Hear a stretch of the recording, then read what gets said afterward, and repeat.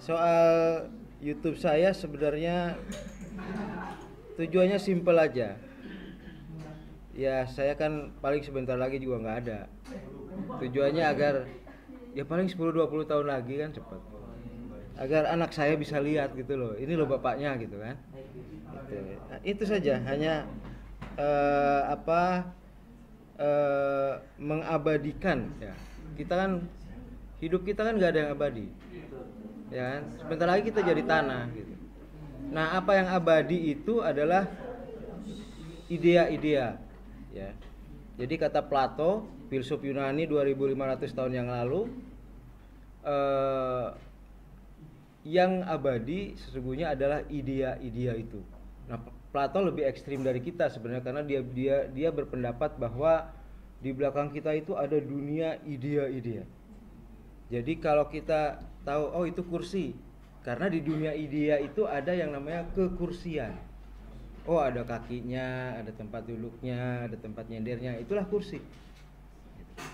Nah, itulah dunia yang abadi. Nah, sementara di dunia kita ini nggak ada yang abadi. 40, 50, 60, Anda yakin bisa usia 60 tahun? Ya, mungkin ada yang sebentar lagi meninggal, silakan duluan aja kalau mau. Nah, salah satu cara saya agar setidaknya anak cucu saya bisa tahu siapa saya ya taruhlah di YouTube selama YouTube itu ada kan. Kalau YouTube-nya bangkrut ya hilang juga gitu ya. Karena ya sudah namanya dunia pasti ada akhir. Apapun sebesar YouTube pun pasti akan berakhir. Gitu. Setidaknya itu satu, kedua ya siapa tahu ada gunanya buat yang mampir-mampir ke situ ya, ada pemikiran-pemikiran baik pemikiran para filsuf, pemikiran para pemikir lainnya atau mungkin hasil dari itu ekstraksi yang saya dapatkan ya silakan gitu ya. Ada selama YouTube itu ada gitu ya. Itu saja sebenarnya.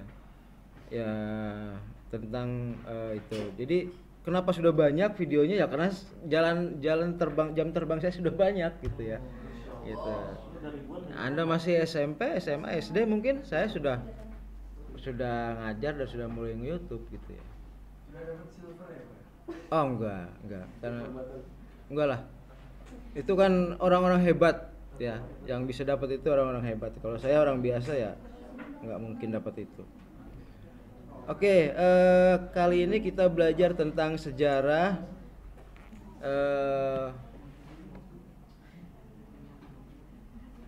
sejarah itu kita tahu dimulai dari era Belanda ya. Tadi teman Anda sudah katakan, dan tujuannya itu sebenarnya mulia. Tujuan dari pendirian khususnya PWI misalnya pers ya, itu adalah untuk kelanjutan perjuangan bangsa gitu ya. Setelah bangsa ini merdeka, tentu saja bangsa ini harus dikawal. Bagaimana kelanjutan, bagaimana agar bangsa ini bisa lebih baik ke depan gitu. Nah, antara lain dengan informasi. Informasi ya tentu yang diberikan oleh insan pers gitu ya. Nah, kalau dulu kan pers itu ya terbatas pada orang yang punya kartu wartawan ya kan. Dia mencari informasi, mencari data dan kemudian mengolahnya menjadi informasi. Nah, tetapi sejak ada internet memang pers menjadi lebih lebar. Tidak hanya dilakukan oleh wartawan, kita semua termasuk YouTube saya juga itu kan bagian dari penyebaran informasi. Bagian dari bagaimana agar kita bisa belajar ya dari seluruh data yang ada di seluruh dunia ini gitu. Nah, itu hari ini kita belajar sedikit tentang sejarah. Kita tahu bahwa pers itu mendapatkan kebebasannya, kemerdekaannya baru 22 tahun mungkin ya. Karena sebelumnya selalu ada dalam belenggu. Itu inti yang harus kita dapatkan dari pembelajaran kali ini. Ya, bahwa kita sekarang adalah era kemerdekaan pers. Karena itu bersyukurlah bahwa kita sekarang hidup tanpa lagi kekangan dari penguasa, khususnya ancaman dari penguasa ya kan. Meskipun akhir-akhir ini ada gerakan ke arah kekangan lagi, ada gerakan ke arah otoritarianisme lagi, Tapi saya kira nanti beriring waktu juga kesadaran publik akan semakin meningkat.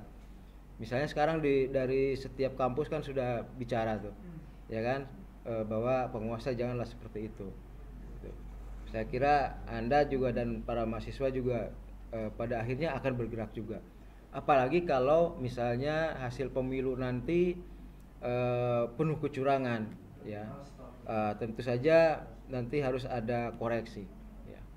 Saya sejak 2009 itu sering diminta KPU dan Bawaslu untuk sosialisasi ke daerah-daerah. Tahun kemarin itu sekitar 40 daerah ya. Muter saja terus saya. Dari mulai Aceh sampai ke Papua ya, sampai ke Jayapura, sampai terakhir kemarin itu Labuan Bajo dan mana itu ya, saya lupa di daerah, ya terakhir Labuan Bajo dan daerah Sulawesi ya. Itu memberikan informasi, memberikan pencerahan terkait dengan pemilu ya. Sebenarnya ini seperti tugas wartawan juga, membagikan informasi ya. Tetapi saya sebagai akademisi, nah diminta oleh KPU itu untuk turut mewartakan bahwa kita akan pemilu, bahwa nasib bangsa ke depan itu ditentukan oleh kita semua, gitu ya. Di setiap daerah saya ketemu dengan para tokoh masyarakat, tokoh mahasiswa, dan lain-lain ya. Selalu ada gairah ya untuk menyambut pemilu ya. Termasuk juga di kalangan wartawan di daerah-daerah itu. Saya juga ketemu juga dengan kalangan wartawan dan agak kritis ya kalau wartawan itu dia sudah melihat ada langkah-langkah penguasa yang ingin memperpanjang kekuasaannya dengan cara-cara yang tidak demokratis misalnya. Ya. Ada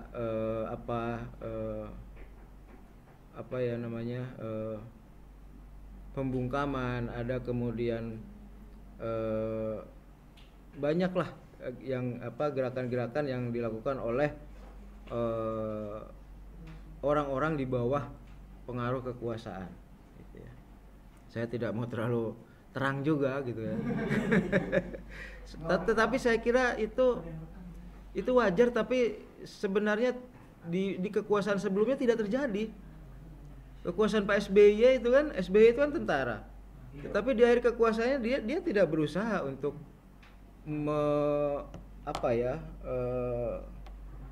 membajak demokrasi gitu ya.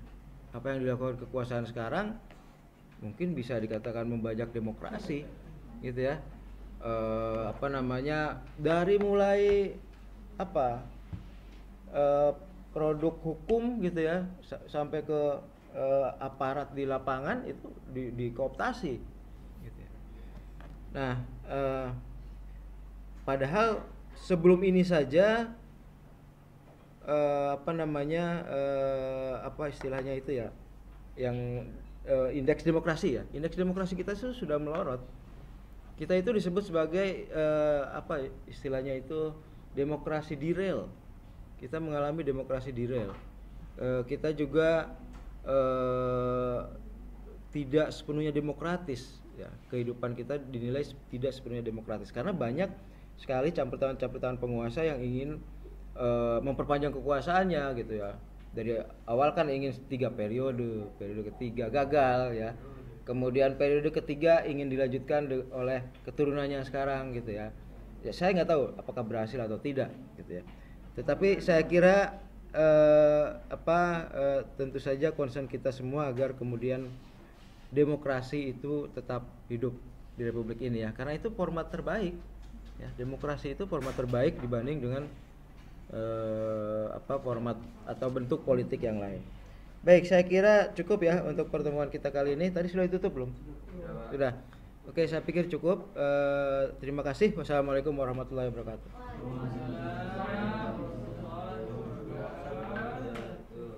Silakan, yang belum absen silakan ya.